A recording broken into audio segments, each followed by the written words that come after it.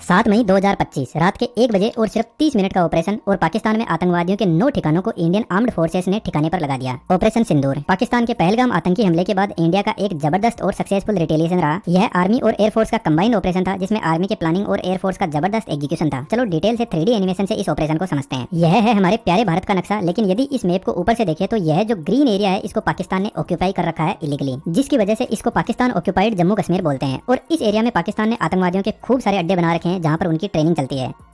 इधर का जो रेड एरिया दिखाई दे रहा है यह चाइना ने ऑक्यूपाई कर रखा है, जिसको एक्साई चेन बोलते हैं। अब यह जो रेड और ग्रीन एरिया है इस पर हमारा कंट्रोल नहीं है। अब जम्मू कश्मीर और पीओजेके के बीच में यह जो लाइन है इसको एलओसी बोलते हैं। इसके अलावा यह जो लाइन है इसको इंटरनेशनल बॉर्डर लाइन बोलते हैं। तो पीओजेके के इस एरिया में लगभग आतंकवादियों के अड्डे हैं और कुछ पाकिस्तान के अंदर भी है। तो रात को ऑपरेशन सिंदूर स्टार्ट होता है। इंडिया के जबरदस्त फाइटर जेट रफाइल अपने एयर बेस से उड़ान भरते हैं प्रीसीजन मिसाइल्स को लेकर। इन फाइटर जेट के पास में 2 टाइप के मिसाइल लगे हुए हैं। जब फाइटर जेट एलओसी के पास पहुंचते हैं तो यहीं से फायरिंग की जाती है। यह लाइन ऑफ कंट्रोल को क्रॉस नहीं करते हैं।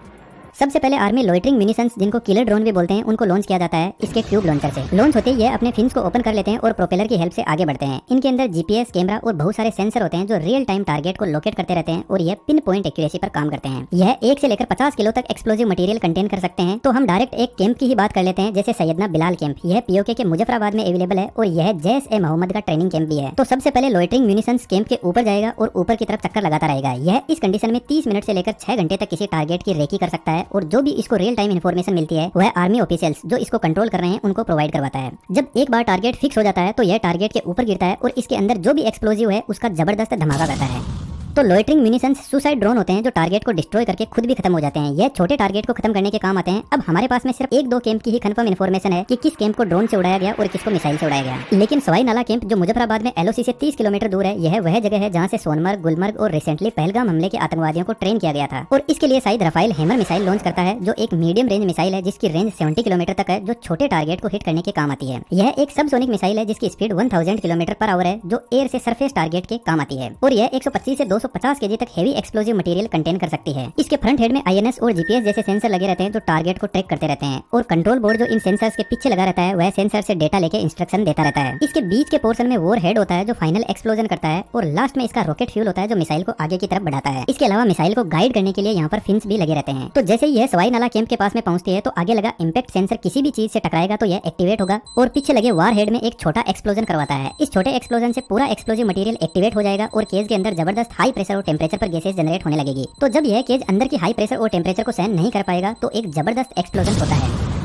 सेम इसी तरीके से कोटली जो पीओजेके के अंदर ही अवेलेबल है, वहाँ पर भी 2 आतंकवादियों के कैंप और उड़ाए जाते हैं। और अमरनाथ यात्रा में तीर्थ यात्रियों पर बस पर हमला करने वाले जो आतंकवादी थे उनकी ट्रेनिंग गुलपुर कैंप से ही हुई थी। इसके बाद में बरनाला कैंप जो फिर से पीओजेके के बिम्बर में स्थित है, इसको भी उड़ाया गया। अब यह जो 5 कैंप है पीओजेके में थे, लेकिन हमारी आर्म्ड फोर्स इससे भी आगे बढ़ी क्योंकि हमें एक बहुत पुराना बदला लेना था और गुस्सा बहुत ज्यादा था। 2008 का मुंबई हमला और इसके आतंकवादियों को उड़ाने के लिए हमारी फोर्सेस ने इंटरनेशनल बॉर्डर के पार भी हमला किया। मरकज ताइबा कैंप जो 12 से 18 किलोमीटर दूर है इंटरनेशनल बॉर्डर से, और यह लश्कर ताइबा का ट्रेनिंग कैंप भी है जिसमें अजमल कसाब और डेविड हेडली जो दोनों मुंबई हमले के मास्टरमाइंड थे, इनकी ट्रेनिंग इसी कैंप से हुई थी। तो इस कैंप को उड़ाने के लिए इंडियन एयर स्पेस में रहते हुए रफाइल एक पावरफुल मिसाइल लॉन्च करता है, स्कैल्प। यह एक लॉन्ग रेंज क्रूज मिसाइल है जिसकी रेंज 300 से 550 किलोमीटर तक है और इसके वॉर हेड की क्षमता 450 केजी तक है। इसमें भी आईएनएस, जीपीएस और डीएसएम जैसे सेंसर लगे रहते हैं जो एक्चुअल में एक कैमरा होता है जो खुद डिजिटल सीन को मैच करके देखता है कि सही डायरेक्शन में मिसाइल चल रही है या नहीं। यह 30 से 50 मीटर के एल्टीट्यूड पर भी उड़ सकती है, तो यह रडार से आसानी से बच सकती है। अब जो मिसाइल्स एक्टिवेट होते हैं वो लगभग सेम ही तरीके से होते हैं। तो आतंकवादियों के इस अड्डे पर 4 बार स्ट्राइक करके पूरी तरह से खत्म कर दिया गया, लेकिन हमारा गुस्सा इससे भी ज्यादा था। तो पाकिस्तान के सियालकोट में स्थित महमूना जोया कैंप जो हिजबुल्लाह मुजाहिदीन का एक बहुत बड़ा कैंप है, यहाँ से आतंकवादियों के रिक्रूटमेंट भी किए जाते हैं और यही कैंप है जो कटवा और जम्मू में आतंक को फैलाता है। इस कैंप को भी मिसाइल से पूरी तरह उड़ाया गया। इसके अलावा 2 और कैंप पाकिस्तान की सीमा के अंदर सरजल कैंप और मरकज सुबान अल्लाह कैंप को भी उड़ाया गया। तो टोटल 4 कैंप पाकिस्तान की बाउंड्री के अंदर उड़ाए गए और 5 आतंकवादियों के कैंप पीओजेके में उड़ाए गए। और जितने भी यह कैंप उड़ाए गए वह इंडिया में होने वाले बड़े आतंकवादी हमलों में शामिल थे। पाकिस्तान ने आतंकवादियों के कैंप ऐसे बना रखे हैं जैसे कोई एजुकेशनल यूनिवर्सिटी हो। क्या थोड़ी बहुत भी इन लोगों में शर्म बची है? क्या पाकिस्तान यह बता सकता है कि इंडिया ने उन पर कब आतंकवादी हमला किया था, जो यह लोग अपने यहाँ पर बार बार ऐसे हमले आम और निर्दोष जनता पर करते रहते हैं। जनरली हम प्योर टेक्निकल कंटेंट ही बनाते हैं, लेकिन ऐसी जो सिचुएशन है इनमें देखकर दुख भी होता है कि हमारा आधा जम्मू एंड कश्मीर तो इन आतंकवादियों ने इलीगली ऑक्यूपाई कर रखा है और उधर से कुछ हिस्से को चाइना ने ऑक्यूपाई कर रखा है। हालांकि हमारी आर्म्ड फोर्स और हमारी सरकार मेरे से बहुत ज्यादा समझदार है, लेकिन पाकिस्तान जैसे कंट्रीज को इकोनॉमिकली कमर तोड़ मरोड़ कर हमारी जगह को आसानी से वापस लिया जा सकता है। मेरे ख्याल से युद्ध एक लास्ट ऑप्शन है जिसमें लाखों करोड़ों की मिसाइलें लॉन्च होने के बाद में जीरो हो जाती है, लेकिन जब तक वह हमारे पास में होती है तब तक सामने वाले को डर रहता है कि इसके पास में बहुत पावर है। और यदि हम ऐसा कर लेते हैं तो चाइना को भी शायद समझ आ जाएगा कि हम इंडियंस हमारी जमीन छोड़ने वाले तुम्हारे पास भी नहीं है। हमें डिप्लोमेटिक एक्शंस और बहुत सोच समझ के काम करने की जरूरत है। Thanks for watching. जय हिंद, जय भारत।